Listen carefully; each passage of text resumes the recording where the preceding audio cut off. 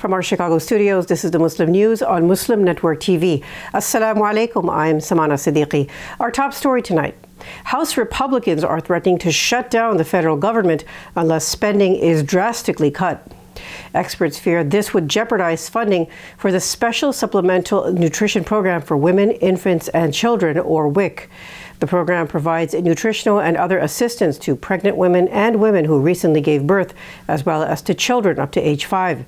Republican policymakers have proposed drastic cuts to the program for the upcoming budget year. The Center on Budget and Policy Priorities calculated the move would exclude up to 750,000 eligible people from the program and significantly cut benefits for millions. Another 4.6 million infants and preschoolers, as well as pregnant, postpartum, and breastfeeding participants, would also see their benefits significantly cut. The White House is urging Congress to pass a short-term measure that would provide more than $1 billion in additional WIC funding. However, the far-right House Freedom Caucus has threatened to reject any funding agreement that does not include drastic cuts in federal spending. A government shutdown would impact the entire economy and hurt businesses and workers. The 60th Annual Convention of the Islamic Society of North America, or ISNA, concluded Monday in Chicago. More than 25,000 Muslims attended the conference held over the Labor Day weekend at the Donald E. Stevens Convention Center. The 4-day event ended with a call to American Muslims to continue to serve their communities and work for a better future. This year's theme reflected on the convention's contributions to American Muslims in the past, present, and future. Keynote speakers included Imam Zaid Shakir, co-founder of Zaytuna College, and Dr. Ingrid Mattson, former president of ISNA. Imam Shakir described the convention as a family reunion for American Muslims and an opportunity for people to come together and learn from each other. The program included a variety of educational sessions, workshops, and cultural events. The ISNA conference is the oldest and largest convention for American Muslims held every year since 1963. The Islamic Society of Baltimore's Mosque received a threatening call 2 weeks after another mosque in Washington, D.C. was targeted by a bomb threat. The caller referred to the 2019 Christchurch mosque attack in New Zealand before saying they would come to the Baltimore Mosque. Islamic Society of Baltimore President Hassan Hamma says his community is worried and concerned about the threat. The mosque administration has increased security and had police presence on the day of the prayer service. The Council on American Islamic Relations says the incident reflects increased animosity towards houses of worship and the Muslim community. The FBI would not confirm whether or not it was investigating either case. A record number of migrant families crossed the U.S.-Mexico border in August. Data obtained by the Washington Post shows more than 90,000 migrants were apprehended by the U.S. Border Patrol. That is the highest number ever recorded in a single month. According to the report, this is the first time since President Joe Biden took office that families have accounted for the largest share of migrant crossings. The total number of migrants apprehended in August was also significantly higher than in previous months, with more than 177,000 apprehensions. The Biden administration has defended its policy, saying it wants to toughen penalties for migrants who cross the border illegally. At the same time, however, it is opening the door for migrants to take additional legal routes. However, the increasing number of migrants crossing the country is likely to pose a political challenge for Biden ahead of the 2024 presidential election. Most of the migrant families crossing the border last month were from Central America. They were fleeing violence and poverty in their home countries. Republicans have accused the administration of being too lenient on illegal immigration. The Biden administration has said it is working to address the root causes of migration from Central America, but is also taking steps to secure the border. Kenya's President William Ruto on Monday urged African leaders to see the climate challenge as an opportunity to revolutionize food systems and seek investments. He was speaking at the first African Climate Summit in Kenya's capital, Nairobi. The event brings together leaders from the 54-nation continent to develop a shared vision for Africa's green development. The summit will adopt an agenda for Africa ahead of the UN's COP28 climate summit in November in the United Arab Emirates. It will also discuss the daunting challenges facing the continent, where hundreds of millions of people currently lack access to electricity. Ruto says Africa has the potential to become fully self-sufficient in energy through renewable resources, and Kenya itself aims to be 100% renewable by 2030. He called on the international community to unlock financing for the continent and reduce the growing debt burden of African countries. Near the conference, civil society groups are protesting what they say is a deeply compromised agenda and a focus on the interests of rich countries. Experts say African countries are also hampered by rising debt costs and a lack of financial resources.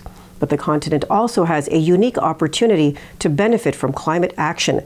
Africa has huge renewable energy potential, a young workforce, and natural resources that are critical to a green economy. We're bringing more news stories after the break, so stay tuned, and we'll be right back.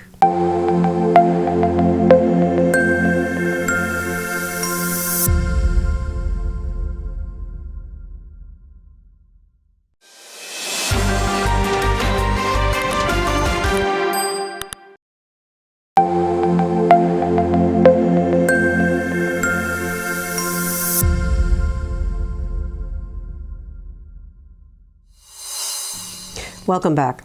Russia is claiming that it has destroyed 4 U.S.-made military boats headed for the Crimean Peninsula on Monday night.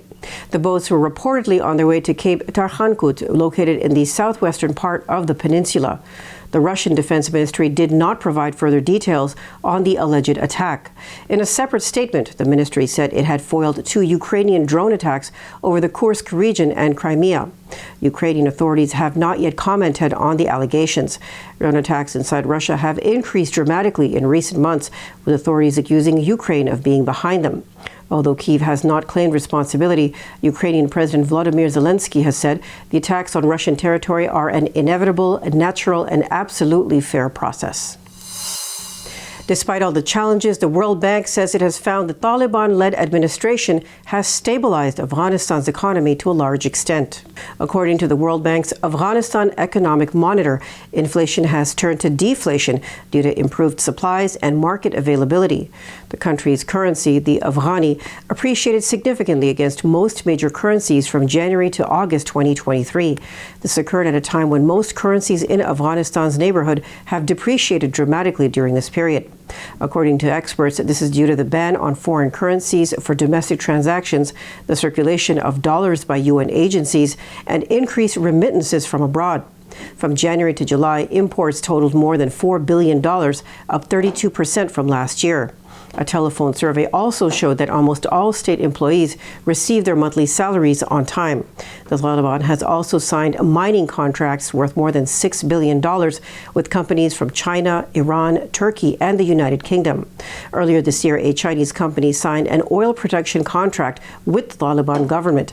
Beijing has also recently shown interest in investing in lithium mining in Afghanistan. The country has reportedly more than $1 trillion worth of valuable minerals, including deposits of the coveted lithium used in rechargeable batteries. A severed pig's head was placed at the entrance of a mosque in the Austrian city of Graz. A local resident notified police at around 9:40 p.m. local time on Sunday evening and said that the entrance area of the mosque had been damaged.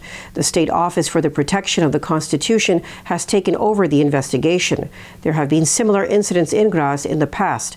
In May 2016, a man was arrested after he had attached pig's head halves with blood to the outer facade of a mosque.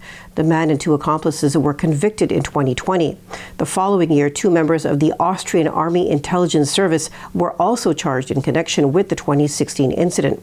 They were accused of knowing about the attack but protecting their informants and not passing on their knowledge to the police. United Arab Emirates astronaut Sultan Al Neyadi returned to Earth Monday after completing the longest Arab space mission. He is the first Arab astronaut to conduct a long-term mission to the International Space Station. The mission lasted 6 months, during which Al Neyadi conducted 19 research experiments on the ISS. These focused on a variety of topics, including plant growth, materials science, and medical research. Al Neyadi also participated in various educational and outreach activities to promote STEM education in the United Arab Emirates. The mission was an important milestone for the UAE, which is committed to promoting space exploration in the Arab world. A statement from the Mohammed bin Rashid Space Center said Al Neyadi will now help disseminate information about the scientific experiments he conducted during his mission. The U.S. has agreed to supply depleted uranium shells to Ukraine as part of a new military assistance package.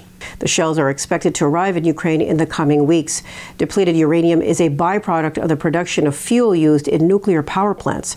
It is a radioactive material whose use is controversial because of concerns about its impact on health and the environment.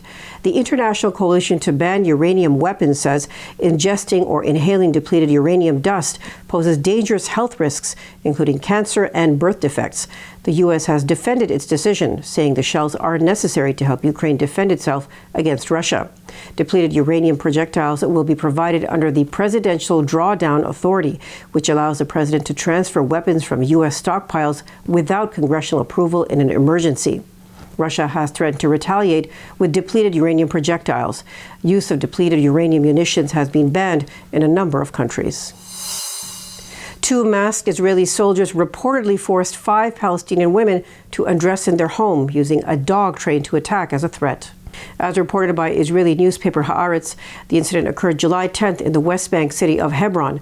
The women were taken to a children's room and forced to undress in front of the children, with a soldier allegedly bringing the intimidating dog very close to them. The children screamed in terror as they watched the women tremble while obeying the soldiers' orders. The male members of the family were searched but not stripped. The soldiers later arrested the eldest son of the family.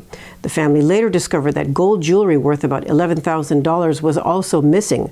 Although police initially denied it, they returned the jewelry the next day, claiming the soldiers had mistaken it for ammunition.